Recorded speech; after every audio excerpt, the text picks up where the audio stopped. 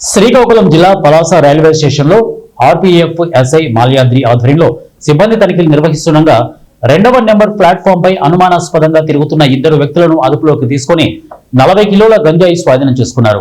వాళ్ళిద్దరూ వెస్ట్ బెంగాల్ రాష్ట్రానికి చెందిన భార్యాభర్తలుగా గుర్తించారు.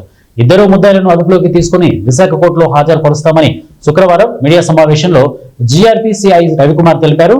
ఒరిస్సా రాష్ట్రానికి ఆనుకొని ఉండడం వల్ల ఎక్కువ మంది స్మగ్లర్లు గంజాయి అక్రమ రవాణాకి రైలు ప్రయాణం ఎంచుకున్నట్లు సిఐ తెలిపారు.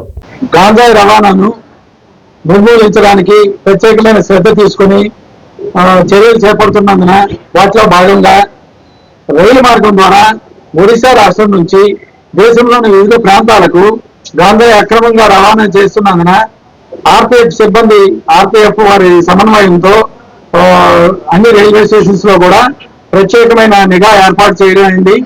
ఆ ప్రత్యేకమైన నిఘాలో భాగంగా ఈ రోజు ఉదయం పలాస ఆర్పీఎఫ్ ఎస్ఐ గారు మాల్యాద్రి గారి ఆధ్వర్యంలో సిబ్బంది పోలీస్ స్టేషన్ రైల్వే స్టేషన్ పరిసర ప్రాంతాల్లో తనిఖీలు నిర్వహిస్తుండగా ఇద్దరు వ్యక్తులు గంజాయిని తీసుకుని రవాణా చేయడానికి రైలు మార్గం ద్వారా రవాణా చేయడానికి పలాస రైల్వే స్టేషన్కి వస్తుండగా పుట్టూరు బ్రిడ్జ్ దగ్గర వారిని అనుమానించి పట్టుకోవడం జరిగింది.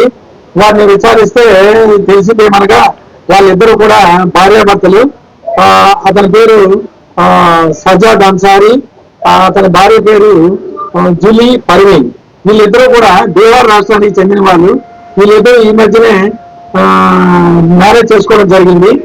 మ్యారేజ్ చేసుకున్న తర్వాత వీళ్ళకున్న ఆర్థిక పరిస్థితుల కారణంగా అతనికి తెలిసిన మహమ్మద్ సోను, ఈయన వీళ్ళకి తెలిసిన వ్యక్తి, ఈయన కోల్కతాలో ఉంటాడు.